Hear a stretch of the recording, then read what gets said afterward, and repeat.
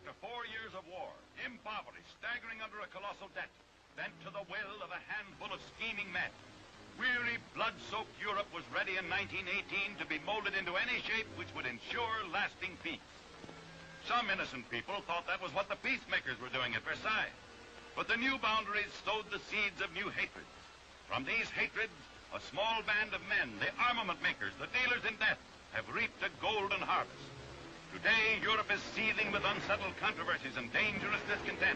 The Franco-German border, the Austro-German and Yugoslav frontiers, the Polish corridor are loaded with dynamite, ready to blow up. Germany is encircled by an iron ring of armed nations, frightened and prepared. There are more men under arms today than ever before. A new generation of manhood is marching through Europe with fixed bayonets. France has 7 million men ready, including her reserves. Great Britain, over 1 million. Russia, over 16 million, including her trained reserves. With dictator Stalin at the head. Italy has 8 million soldiers, not including her 8-year-old recruits, all under Mussolini. Germany, allowed a standing army of only 100,000, has 5 million in reserve under Hitler.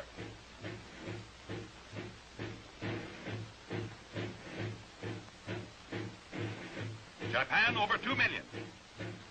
China, 2 million and an untapped reserve of millions more. Austria, 30,000 and growing under Starhemberg. In Turkey, there are 700,000 with Mustafa Kemal Pasha at the head. Czechoslovakia has a French-trained army of 1,700,000. At sea, the naval armament race is in full swing. Great Britain adds to her mighty fleet. Her shipyards hum with activity, very happy.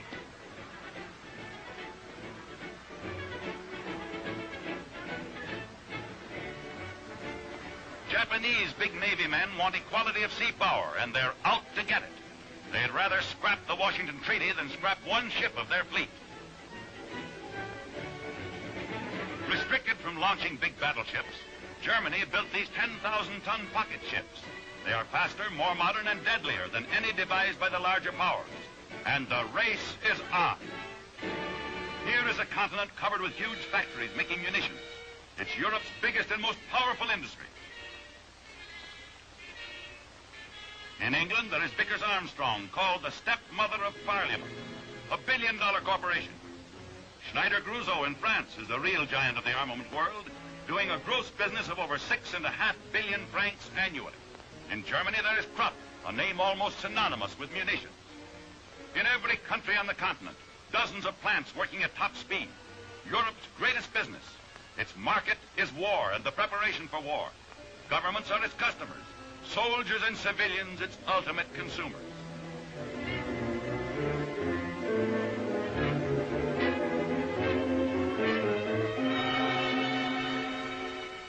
The sun never sets on Vickers Armstrong. Founded over a century ago, this monster enterprise has grown from a small iron works to an industrial empire reaching out to every corner of the globe. Is there a war in the Far East? Vickers fills millions of dollars worth of orders. Does South America want a revolution? Vickers supplies its share of the death-dealing implements. Its relations with the British Army, the Navy, and the peerage are more than cordial. To this firm goes the credit for making England one of the world's leading exporters of arms.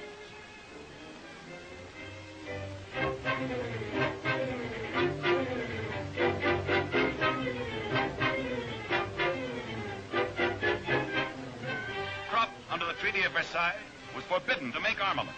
Supposedly engaged in the manufacture of nothing but peaceful industrial products, this German firm is actually rearming Germany to the tune of more than 100 millions annually. The treaty put Krupp out of the arms business at home, but it didn't forbid the operation of munitions factories in other countries. So plants were set up in Holland and Sweden. Krupp's super salesmen canvassed the world's markets and have made South America and the Orient into excellent customers. Some of Germany's late allies and even a few of her former enemies are doing business with Krupp once more in defiance of the Versailles Treaty. Just to keep the balance of trade straight, Krupp imports rifles, airplane engines, chemicals, and dynamite from the French-owned Skoda works in Czechoslovakia.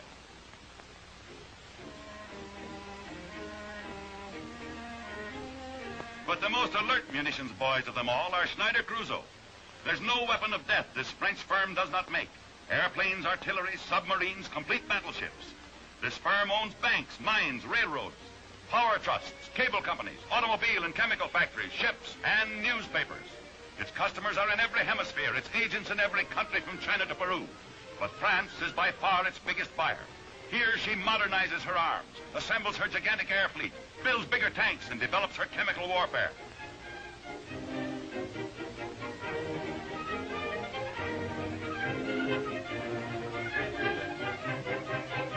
Outside of France, Schneider Gruzo is equally powerful.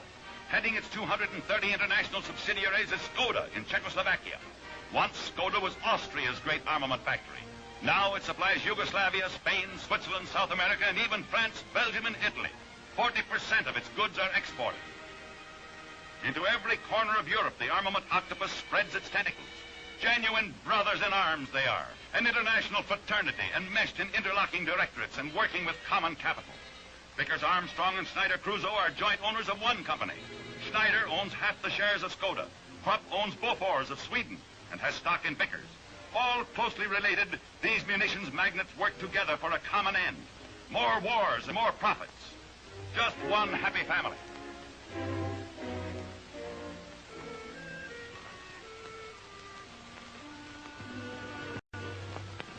And now meet the big shot himself, Sir Basil Zaharov, mystery man of Europe, maker of kings and the greatest munition salesman ever known. Of Zaharov, it has been said that the tombstones of millions killed in munitions he sold will form his monument, and their dying groans shall be his epitaph. Before the war, Krupp invented a special fuse for hand grenades. But during the war, Vickers, the English company, used this invention to turn out grenades to kill German soldiers. When the war was over, Krupp sued Vickers for infringement of patent rights, asking a shilling a fuse for killing their own people. This suit was settled out of court, with Krupp getting their share of the blood money. Scientists were working night and day on new inventions which would make death quicker and devastate more country in less time. Progress. Progress in destruction and bigger profits.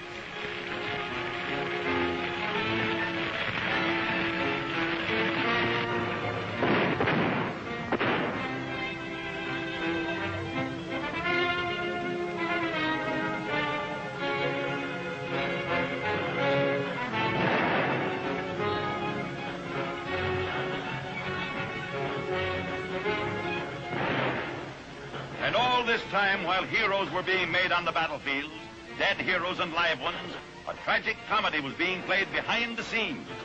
The armament manufacturers were the actors. The international fraternity was doing its best bit of fraternizing. Germany needed nickel and copper and aluminum to manufacture these guns and shells. She didn't have enough glycerin for her gunpowder. That shortage might have ended the war sooner. But would producers in enemy countries let a little thing like that stop the war? If Germany needed copper and nickel to carry on the war, the French munitions boys would try her with it. Not too openly, of course, but every country has a back door. Switzerland was the path to Germany. So metal ore was shipped by French arms makers into Switzerland.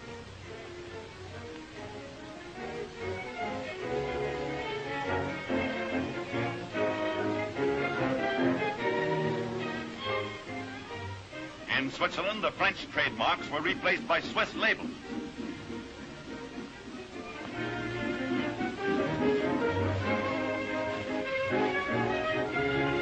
Then the train moved on into Germany, and German munitioneers were safe. They had French raw materials to kill more French soldiers. The arms makers believed in friendly cooperation between competitors. When French members of the fraternity needed raw materials, their German brothers in arms did as much for them. By this reciprocal exchange of material, the war was kept going and business was at its peak. In spite of the blockade of German ports by the British Navy, in spite of the rigorous Allied control of the world's metal supplies, Krupp was able to obtain the essential raw materials for its war factories. The Swiss and the Swedes, the Americans, and all the other broad-minded neutrals participated in the international commerce which made it possible to continue the war, as Zoroff said, until the very end. French nickel and copper was being shipped back to France, all right, all wrapped up in a nice big shell, shot back with the compliments of the Germans. And here is the munitions racket in all its power and glory. Early in the war, the Germans captured the French town of Briey, near Verdun, where tremendous mines and iron smelters were located. These mines and smelters supplied the iron that made the guns that killed French soldiers. Now, you would have thought that the French would have recaptured this territory, or else blown it to Kingdom Come, like the villages all around it. But no, they deliberately avoided shelling Briey. A general who tried it was replaced by one who let it strictly alone. The Germans were equally kind to the town of Dombasle, further south, where the French had their own great iron mines and smelters. There was a gentleman's agreement that if the French left Briey alone, the Germans would spare Dombasle. With devastation all around them, Briey and Dombasle survived the war without a scratch. Seems incredible, but the facts were brought out after the armistice by French officers who had wanted to shell Briey and had been told in no uncertain terms that a hands-off policy was in effect.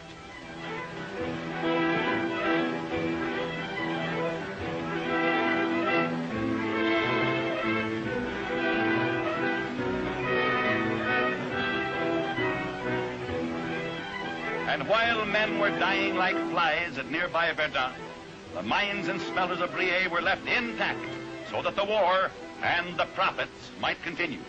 If Briey had been shelled, the Germans wouldn't have had sufficient raw materials to continue fighting. But it wasn't. And so the war lasted 2 years longer. 10 million men paid with their lives so that business might go on as usual. It cost $25,000 to kill each soldier in the last war.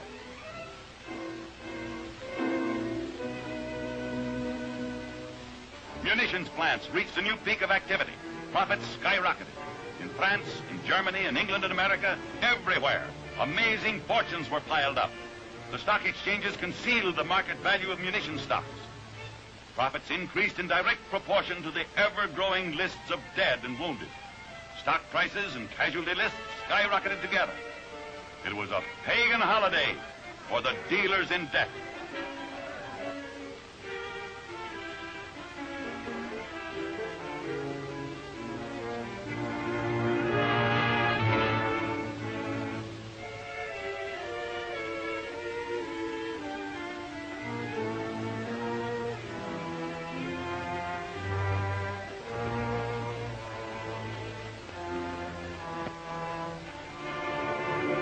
And then came the armistice.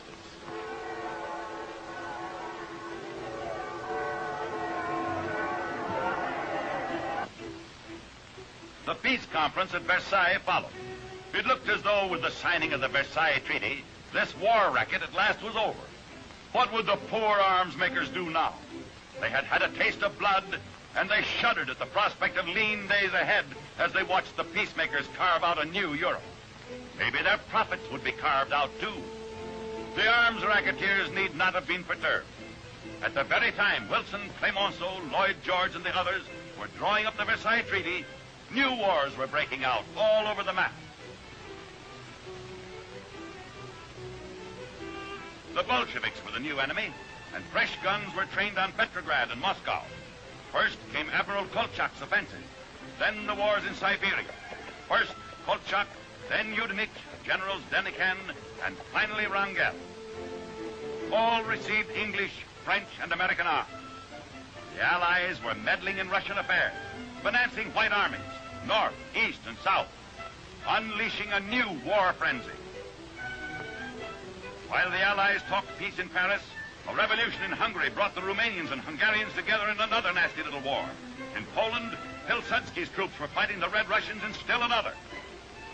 Never stopping, these arms manufacturers went right on about their business. The world might be in the grip of a post-war depression with millions out of work and governments unable to pay their debts. But the munitions makers continued to prolong war, disturb peace, and make money.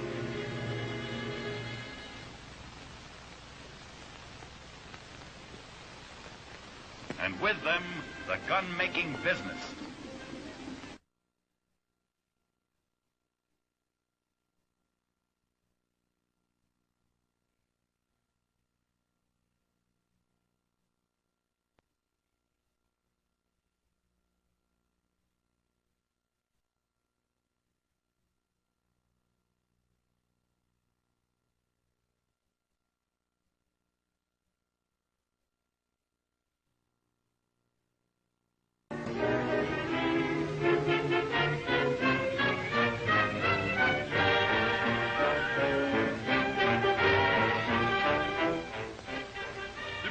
Makers didn't care to what end their products came. They were reaping enormous dividends, which the youth of the world were earning for them on the battlefields of Europe. The United States alone spent more than $500 million for automatics and $750 million for ammunition.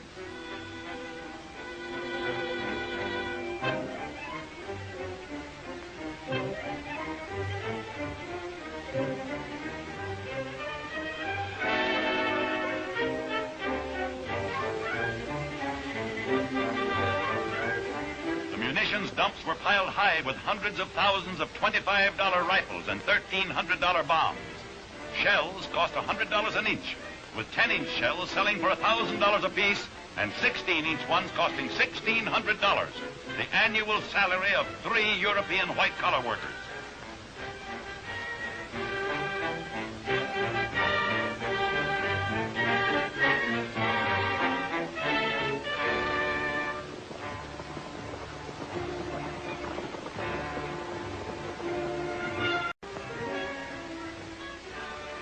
From 1914 to 1918, the ultimate consumer received his goods regularly. No delay in deliveries. FOB Verdun, COD Soissons, the Argonne, the Somme. The munitions makers guaranteed satisfaction. Someone killed with every shot or your money refunded. Maybe. $25,000, the cost of killing a man. War scares are the stuff that wars are made from. When the public is war conscious, the munitions moguls prosper. Feverish preparations for war are made on all sides, and that is the lifeblood of the arms business. This year, the world will spend $5 billion for the instruments of war. With the complete motorization and mechanization of the world's armies, this industry has experienced its most prosperous period since the war. Massive new tanks are being built to tear across the countryside. Infantry will be mobile and will travel in these armor-plated fortresses. New amphibian monsters are being turned out which move over land and underwater equally well. Tanks will lay far-flung smoke screens, fire gas bombs, conceal machine guns, and transport troops.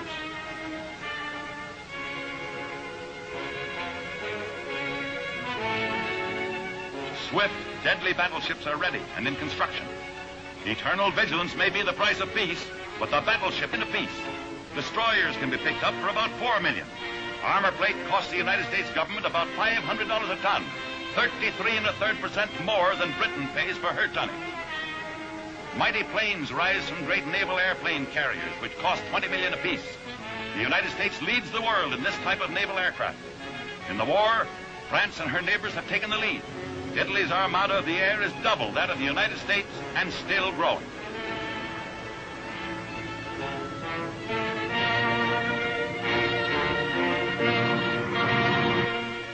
Chemists are feverishly experimenting a fiendish competition, each trying to produce a gas more deadly and horrible than any heretofore known.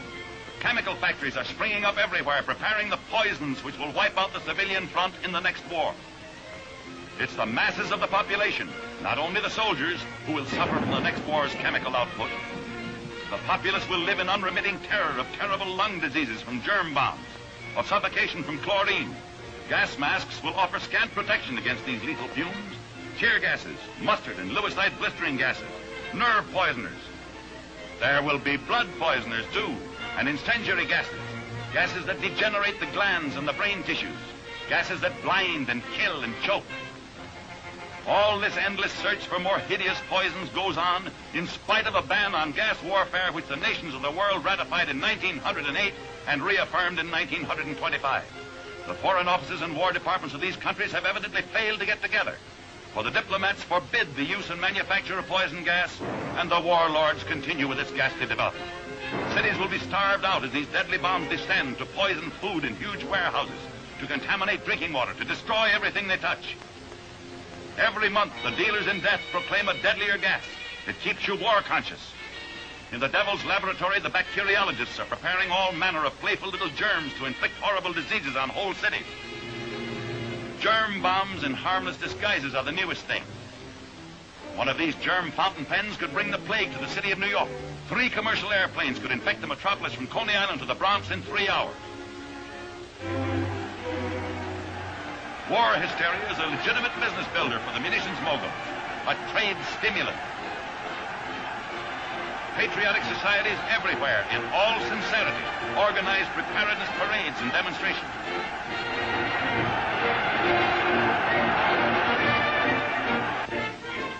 Over the radio into millions of homes go fervent speeches designed to arouse the militant spirit of the people. Loudspeakers carry these messages to eager, listening crowds.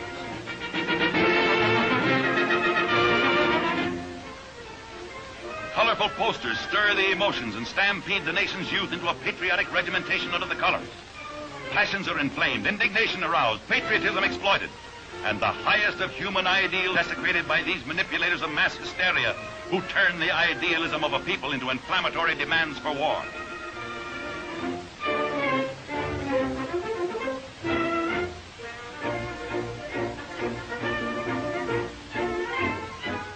All over the land and classrooms, the young idea is being taught how to shoot. In Italy, they start them at 8. Just good, clean fun, practicing to be the unknown soldier. Speakers in colleges harangue impressionable youth on the glory of past wars and the preparedness being made for the next.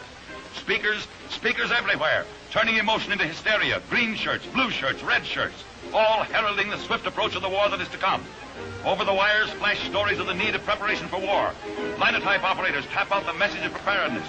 Newspaper presses roar as they carry the story to patriotic, believing citizens. All that is needed now is the excuse, and here's as good one as they'll ever find. It worked before, and it'll work again.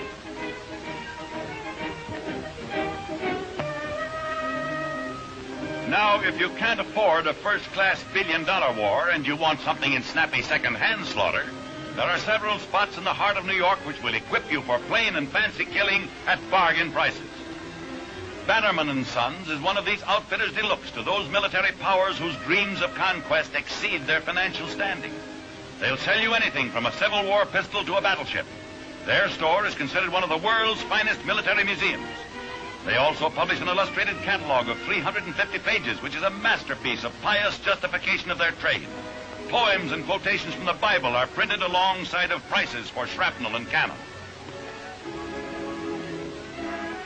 Here on an isolated island in the Hudson River is the Bannerman Arsenal and Storehouse, a veritable medieval castle loaded with arms, packed and ready for shipment. Bannerman is an ancient and honorable firm, founded after the Civil War when it bought at auction large quantities of used military goods. Since then, they have bought about 90% of the United States Army's outmoded merchandise at auction and resold it for cash.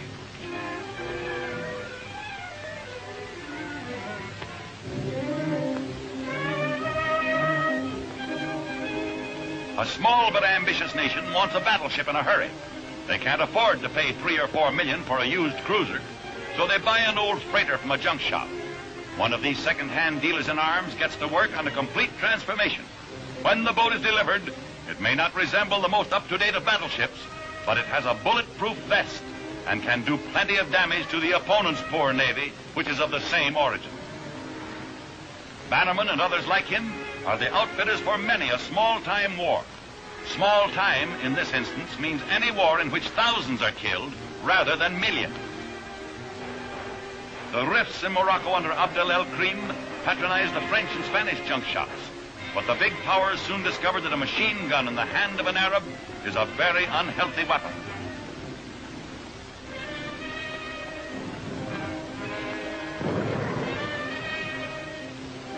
An African potentate buys up the leftover guns of a European power and starts scaring his neighbors.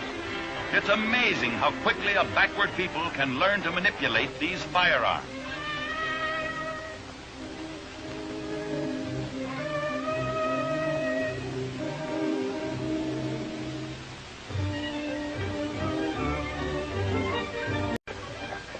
The civil wars and upheavals in various small countries of Latin America equip themselves from these second-hand dealers in death.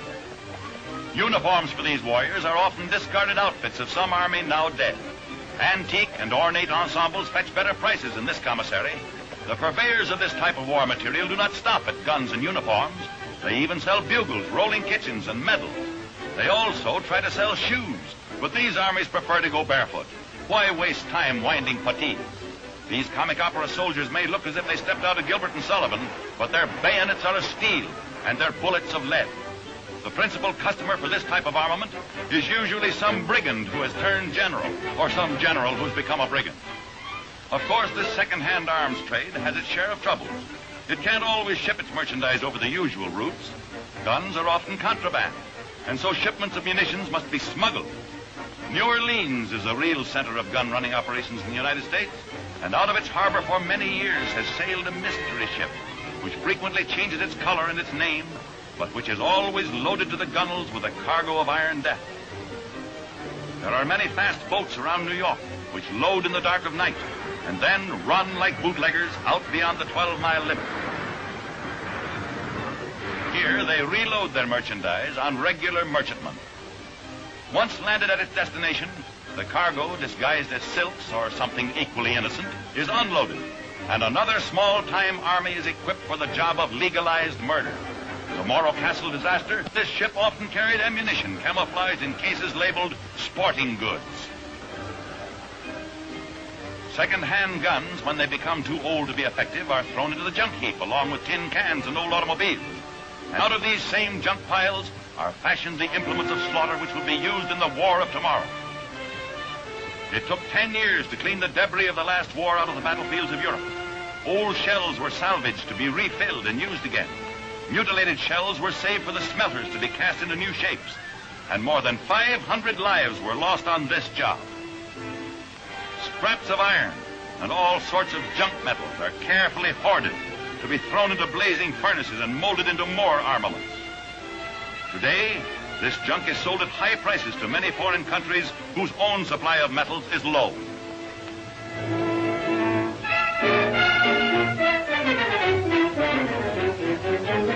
Leaves the harbor carrying a load of contraband munitions and the flag. She's discovered by a hostile submarine far out at sea. A torpedo zings away from the sub into the ship's side, and she sinks, flag and all.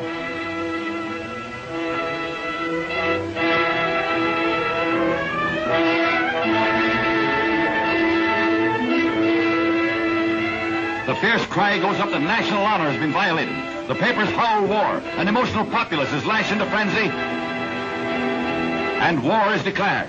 That torpedo wounded national pride, and so millions of sturdy young men are to be thrown to the maw of death in a war more horrible than can be imagined. The dealers in death have been building for this new war. Modern, terrible equipment is ready and waiting, and the sky is the new war testing ground. Aerial armies have completely changed the character of warfare. Planes 100 times more powerful than anything heretofore used will zoom out of the sky. Big cities will be their principal objectives.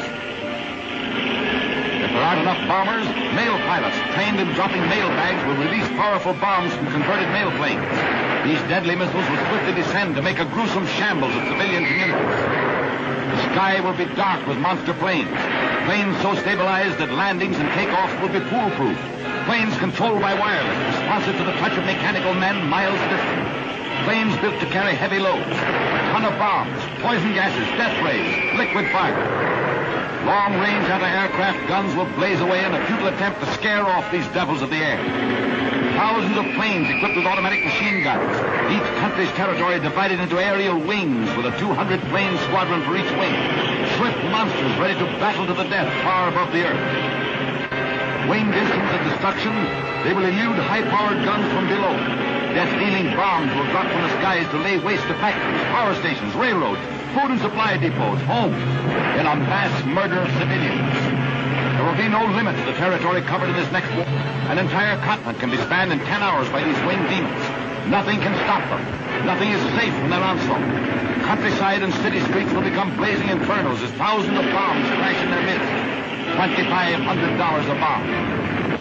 90-ton tanks are motorized to a speed of 100 miles an hour. They are manned by high-power machine guns which function with equal precision, whether the tank is in motion or standing still. Infantry, completely mechanized, is machine gun equipped too. Light artillery travels on fast trucks and is even mounted on airplanes.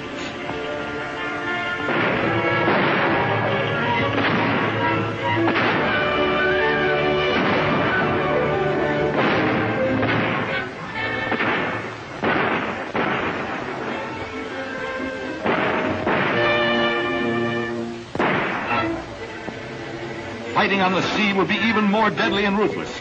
Tons of steel will pit themselves against one another in a struggle of merciless and sudden death. Let any object come within the 20-mile range of these powerful battleship guns, and it will be doomed. Each salvo from these huge guns will mean another $25,000 blown up in smoke. Destroyers costing $4 million will scout for hostile $35 million battleships. And along will come a 3,000-ton submarine built for a couple of $1 million to sink both battleship and cruiser. Coast Guard mortars will join the batteries and add to the devastation. Submarines, like the Thames created by Vickers Armstrong, will travel halfway around the world without refueling. It's the fastest submarine in existence. Today's battleship has relentless steel fists. Its guns are loaded and aimed by machine. Its sides are a bulletproof steel made and guaranteed by Bethlehem.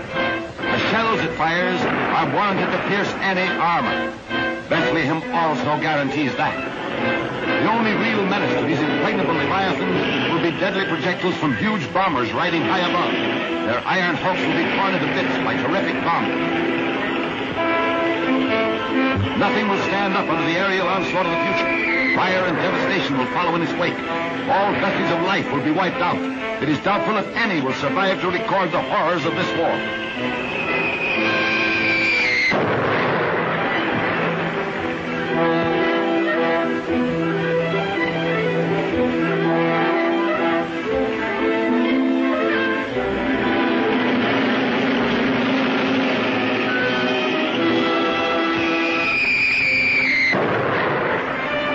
horrible of all air attacks will result from the release of gas bombs. The simplest of gases is green cross. This will cause dry land drowning. Your lungs will fill with blood, and after hours of intense torture, death will come as a pleasant relief. Subways and cellars will offer only a momentary refuge to terror-stricken millions whose fear of these hideous gases will stampede them into unbearable, uncontrollable panic. One of the great triumphs of the chemist is mustard gas. This mischievous chemical, known as yellow cross, will cling to your skin and clothing. You will pick it up from the ground as you walk. If you've been anywhere near it, you can infect everyone with whom you come in contact. 18 hours after its release, it starts to work.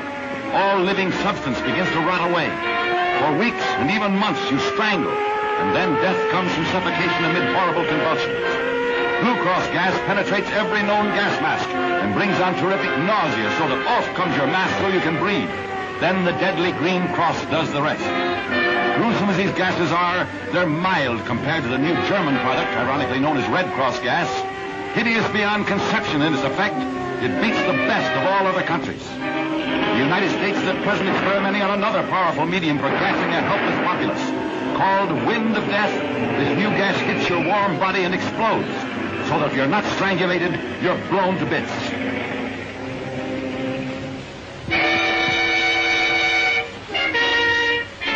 The dealers in death have enough steel and iron, powder and chemicals to let loose another hell on earth. And this next war will be more than a hell. It will be a holocaust of all humanity. After it is all over, the De Wendels, Tysons, Krupps, Schneiders, and Zaharoffs will sit down at a director's table and declare a neat dividend for the dealers in death.